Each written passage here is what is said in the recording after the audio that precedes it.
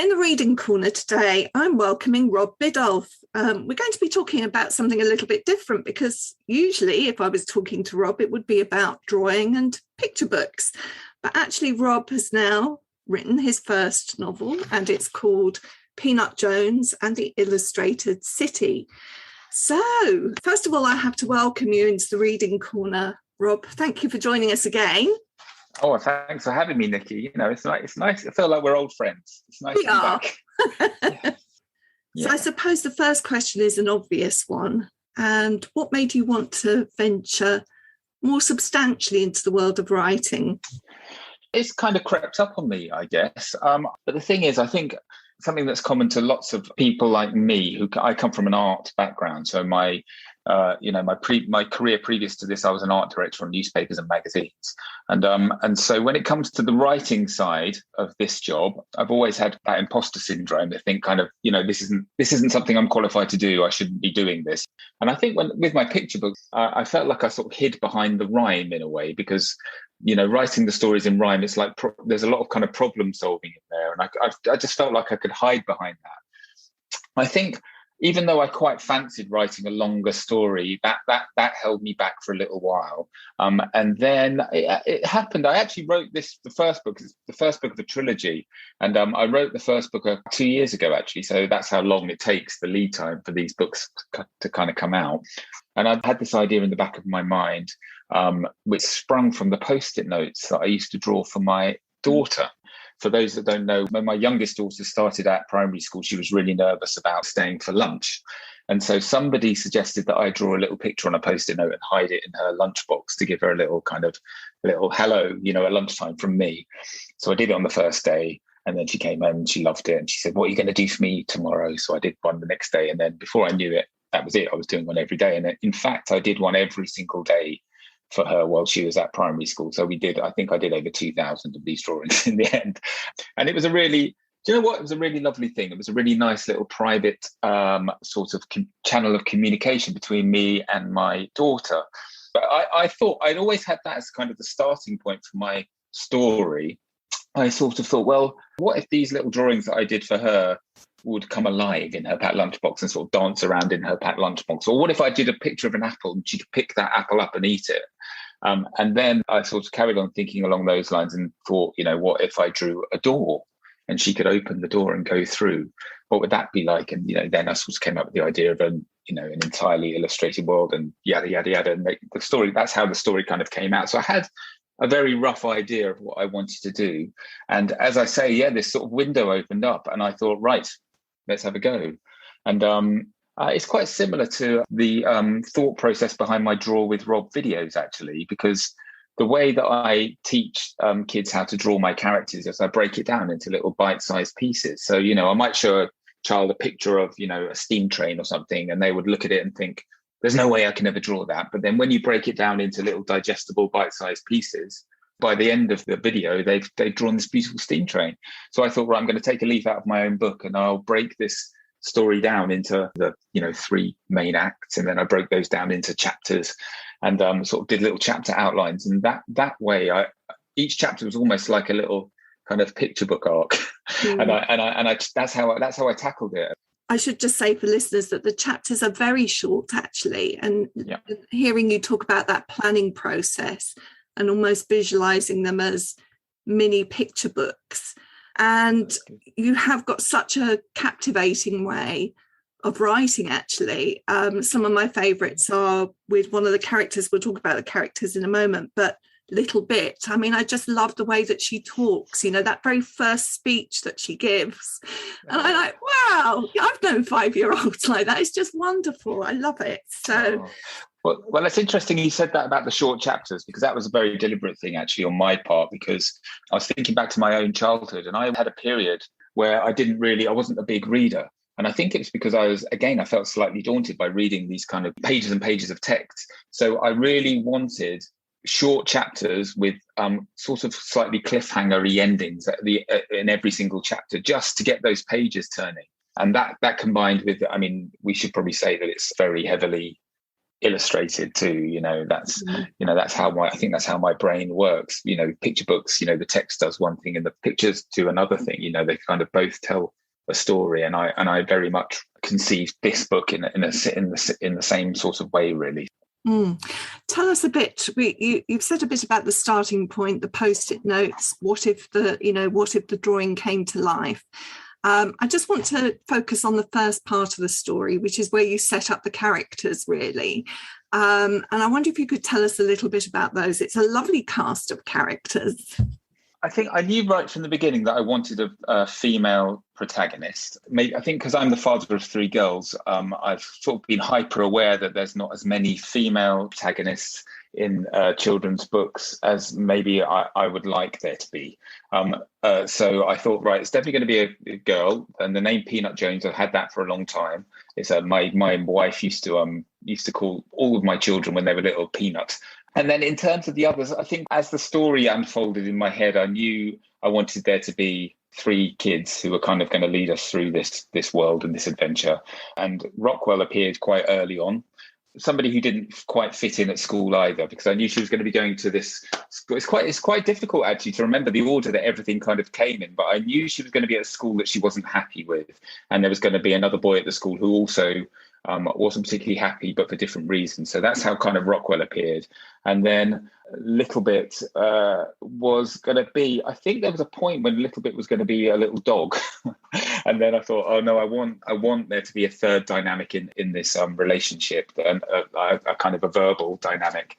And then I love Little Bit. I think she might be my favorite character because she's a bit like my youngest daughter, who is, I think maybe because she's the youngest, she's always been sort of whip smart with her kind of comebacks in our kind of quite boisterous family dynamic. So I guess the characters are quite kind of believable, and that's because, you sort of write what you know to a certain extent, don't you? And I actually found writing the dialogue came really quite easily, because I just imagined what it would be like if it was me and my wife and my friends and my kids. And then, like I do with my picture books, quite early on, I started drawing the characters. Once I had the characters, I started drawing them, and that really helps me with the writing of them. So, yeah. We should just say that Peanut and Rockwell spend quite a bit of the book, or at least Peanut does, insisting that Rockwell isn't her friend, but we can tell that he is. Yes, yeah. She's determined. She's at this school that she doesn't like. She's been made to go to this school, which is a very kind of STEM-focused school, and she is a very creative little girl. And the school that she was at previously was very nurturing towards her creative needs and her love of the arts and that kind of thing. So she finds herself at this school, which is it's called St. Hubert's School for the, I'm going to get this wrong now, for the Seriously Scientific and Terminally Mathematic, I think it's called.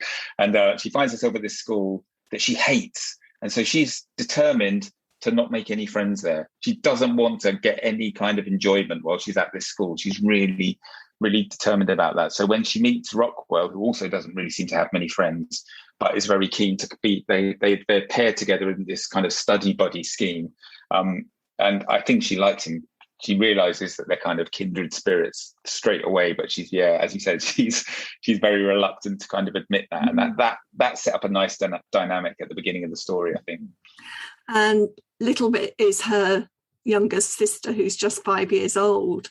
And you've talked about how easily you wrote the dialogue. I mean, I was won over from the first scene with her in, where she's asked what she was doing at school that day, and we get this long explanation of that playing in the play corner and why certain things couldn't be done with the fried eggs and so on. That's right. Yeah. Absolutely fantastic bit of situational humour. Thank you. That's pretty much straight from the horse's mouth with my youngest daughter. She speaks, when she'll tell you something, it'll be one long sentence and it'll go on for like 10 minutes. So yeah, that's how I kind of wrote it. And also, at the beginning, I wanted to establish that she was unusually bright. So yeah, it was a nice way of weaving that into the story too. So another way in which you sort of establish characters, you say, is through the drawing. And it's interesting to see characters in their situation. And you've taken some time actually to draw Peanut in her bedroom. It has this wonderful, quirky kind of perspective looking from above at her down on her bed. and yet we can magically see everything that's on the walls because of the quirky perspective that's been put on there. And I was fascinated by, the detail, all of which seemed to be pertinent to her, but also probably was a reflection of you putting in the things that you love, I felt. Maybe you could tell us a bit about what we can see here. Yeah, sure. So, yeah, as you say, it's kind of like a top-down view of her lying on her bed in her bedroom. I'm looking through all these Post-it drawings that her dad, we probably should say at this point, her dad has disappeared a year previous to the story starting. And so she's kind of looking through all the Post-it notes on the bed, and she's got this wooden box full of them, and she's opened that. So we can see all the Post-it notes. We can see, as you said, all the things, the posters on the wall. We've got the Van Gogh wicker chair painting, and we've got Edvard Munch's The Scream is on the wall. We've got a Beatles poster on the wall because Peanut is a big Beatles nut, just like me. So lots of kind of art stuff, because I think a picture paints 1,000 words, and it can do such a great job of getting across certain elements of somebody's character that you want to get across. You don't want to get bogged down in that whole, one of the first things that somebody says to me when I started writing this is, show, don't tell, that whole kind of that old mantra when you're writing the book. And actually drawing the pictures myself really, really helped me with that, because I did find myself every now and then getting bogged down with description, and actually it just really slows the book down. So it was really nice to be kind of able to do that. And yeah, there's lots of little clues in there as well to things that will be happening in books 2 and 3. So I'm hoping, again, I think that's something that's come from my picture book background. You put detail in the picture that readers won't necessarily notice the first time they read it, or the second time and third time even. They might notice it the 8th time, because picture books are read time and time and time again, night after night. But I like to think that maybe if somebody has a second read of this book, they might spot things in this illustration that maybe happen later in the story. There's a clock on the wall. The clock, obviously, time is an important thing in this story, and how time passes or doesn't pass. Yeah. And that clock's quite iconic as well. It is. I like to put in my little design classics here and there. It's a George Nelson clock. I actually have one. I think my grandfather was a clockmaker, strangely. And so I've always had a big thing for clocks.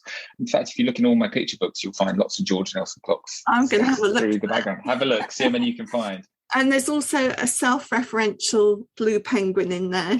There is a little penguin blue, and there's a little drawing of Gregosaurus on the desk as well, which is that was my first ever draw with Rob video, was Gregosaurus. So yeah, there's a few little bits in there for any Rob fans out there who are reading the book. So we've got Peanut here now.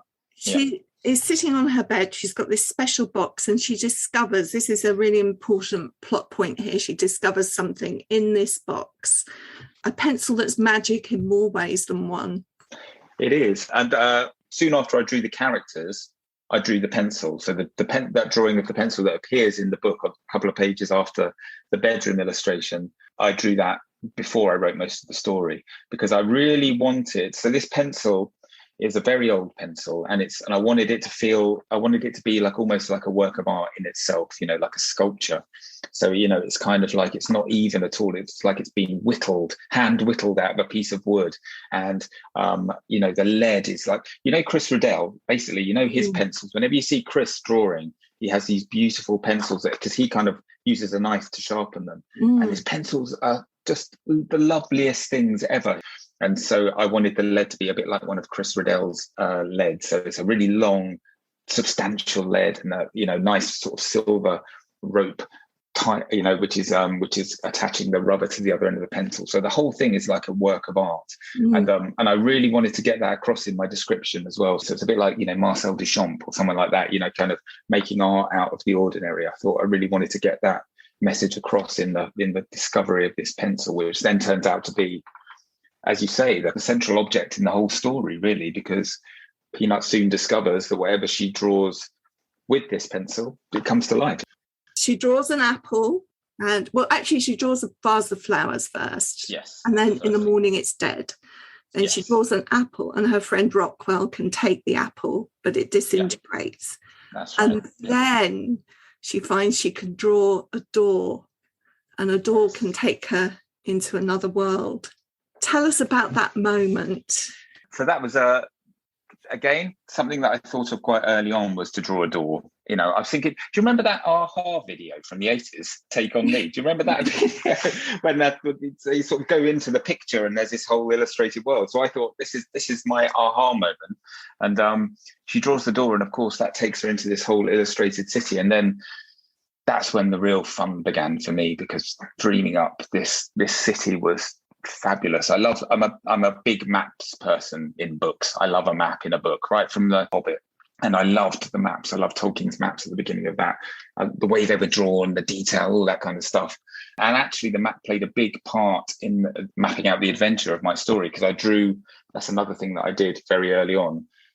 I think I wrote the first part of the book up until the point where she goes through the door. And then I spent quite a lot of time drawing this map and working out the different districts in the city. So you have, full disclosure, I planned out all 3 books in this trilogy, and I'm writing the second one now. So I'm getting slightly confused as to what's in book 1 and what's in book 2 at the moment. But I knew early on there were going to be various portals in this city that were going to lead back to places in the real world, because I really like that. I like the idea that children can go to a place in the real world that is linked with this kind of the story in the book, a bit like, you know, platform 9 3/4 in the Harry Potter books. And so I knew that in my illustrated city there were going to be portals that went to various places in the real world. And at that point I thought, well, these portals, lots of them need to be in art galleries, you know. So there could be a portal from the Museum of Modern Art in New York, or from somewhere in Amsterdam, you know, which would lead to a bit of a kind of Van Gogh themed, you know, land, that kind of thing. And that led me to think, right, there can be lots of districts in the city that are named, maybe they're named after artists who in my story might have visited the city. And so, you know, we had Darley Point West, and we had Warholia, and we, you know, so we have all these Vincent Fields. So I have these places that are, not only are they named after these artists, but they're kind of the look and feel of the places in my mind springs from these artists' work. And so it's very quickly, it was one of those things, the ideas sort of came tumbling out one after the other like that. And I was slightly overwhelmed at all this stuff in my head. So yeah, I had to sort of draw the map, write all these notes of these little ideas that kind of were popping into my mind, and then plot the character's route through the city and sort of try and find a kind of a story arc kind of within there. So that was probably the most enjoyable part of the whole process for me, coming up with the various kind of districts in this illustrated city called Chroma. Because you were playing. Exactly that. It was like being 5 years old again. You know, earlier on I said I was a planner, and I really am a planner. You know, I like to get everything kind of, you know, literally laid out in front of me before I start. But children don't tend to operate like that, do they? They just kind of write, and they just kind of let their imaginations go. And that, I think, when it came to designing the city, that's how I did it. I just kind of went, it was lovely and liberating, and it was such fun to do. And actually, I ended up creating a really rich world for these adventures to happen in. We'll just tell listeners that she goes through the door. She's hoping to find her father. I mean, that's part of the quest that she's going on. And the place that she ends up to begin with is somewhere called North Draw, and everything is white like snow. In some ways, that's also reminiscent of another story, going through a wardrobe door into a land. Oh, yeah, of course, yes. So, yeah. I love points of connection. Points of reference, yeah. And, you know, there's a lamppost in Narnia, and you have this signpost. Oh, wow, it really is. There really is a lot of parallels, but you know, maybe it's an homage. It's wonderful, because in a sense, there is also another parallel, because the reason that this world is so white is because you have your equivalent of a white witch who's a white mayor who wants white colour from this land. Yes, Mr. White, and he's called Mr. White. Yes. So this city is a circle, and all the districts are kind of like segments of this circle, and they lead to this centre point. And at the centre of this city, well, there's two things at the centre. There's a huge white spire that's kind of 500 meters tall, this tower, perfectly white, with kind of these windows that spiral around it.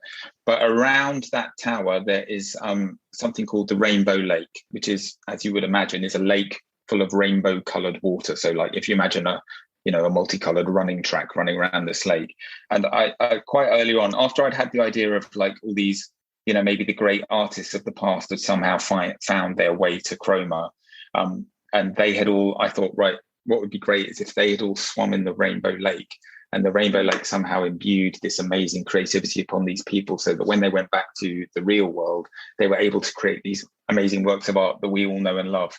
And so again, I really like that mixing of reality and actual history with this kind of fantasy world I created. And I really like the metaphor of swimming in the Rainbow Lake. Or he's had a swim in the Rainbow Lake today. They wrote, and it just kind of seemed to work. And then I thought, right, so we needed a baddie in this story. And what would the baddie's motivation be? Well, to destroy the world of all its creativity, of course. And the physical manifestation of that was taking this amazing, artistic, beautiful, colourful city and whitewashing it. So that was the kind of visual metaphor that I've used for it. And yes, when Peanut first turns up in Chroma, she finds herself in the first district of Chroma to be monoed, as I call it. And and it's quite a kind of desolate, bleak place when she first turns up. Mm-hmm. But then she does get to explore other areas which have yet to be monoed. So we do get plenty of that lovely, colourful creativity later on in the story. Brilliant. One of the things that I really liked as well in the story is, to begin with, you might feel that you're being set up to see art and technology as polar opposites of each other. But as we go through this story, we realise, there's a moment that reminds me a bit of Leonardo da Vinci and his flying machines, because here's your ultimate polymath. And you're not saying that they're pulling in opposite directions at all, are you? Quite the opposite, really. I think it was, well, it's funny you should mention Leonardo da Vinci, actually, because, maybe I shouldn't say this, but Peanut's brother is called Leo, and that's quite definite, actually, because I did want to allude to the fact that these two things are totally interdependent. And I think it was Einstein that said the most beautiful thing we can experience is the mysterious. It's the source of all true art and science. And I think that's true. And it's all about, so it's creativity, isn't it? There's as much creativity in maths as there is in painting a picture or, writing a play. Without that spark of creativity, nothing really works. And so, I did want to very much at the beginning of the story, I set it, you're right, they're set up kind of at opposite ends of the playing field. But hopefully, certainly throughout all three of the books, we realise that they're totally and utterly interdependent. Do you know what? I did A-level art, but I also did A-level pure maths with statistics. And so in my previous job, especially, which was I was an art director on the Observer newspaper and loads of magazines, I would say that the maths element was essential when you're designing things, just in terms of proportion and, there's so many times I fell back on my maths knowledge. And I think that's the thing I kind of wanted to get across, especially in the middle of all this kind of STEM versus the arts debate that's kind of going on at the moment from both sides, really. They're totally interdependent. Leo, you've already mentioned, he's into something called theoretical maths. Coming up with the right questions, not just finding the answers. Do you know what? When I did A-level maths, that was a major part of it, because up until then, GCSE maths I found quite easy, really, because you just have to find this one answer, and you either got it or you made a mistake somewhere earlier on and you didn't get it. But A-level maths, and I can't even imagine what it's like to do kind of further maths or degree level maths, but A-level maths, so much of it is theoretical, proving or disproving hypotheses and having an answer and coming up with a question. It's quite mind-bending, but so that's why I wanted Leo to have that background. So my question is whether Leo might feature a little bit more in books 2 and 3. That would be telling, wouldn't it? But yes. Leo has got quite a major part to play in the story eventually. I will say that much to you. Okay. I won't push any further on that. No. I'll tell you what, it's such an enjoyable read, and it's one where you actually learn quite a lot about all sorts of things, about maths, about science, and about art, but you're not really aware of it because you're so absorbed in the quest and, getting rid of the villains and hoping that Peanut's going to find her father. And that's what drives you. It's such a great read, and I really enjoyed it. Thank you so much, Rob. Oh, my pleasure. And thank you so much for your lovely, kind words. And thanks so much for having me again on the podcast. In the Reading Corner is presented by Nikki Gamble and produced by Alison Hughes. If you have enjoyed this podcast, please do leave a review for us.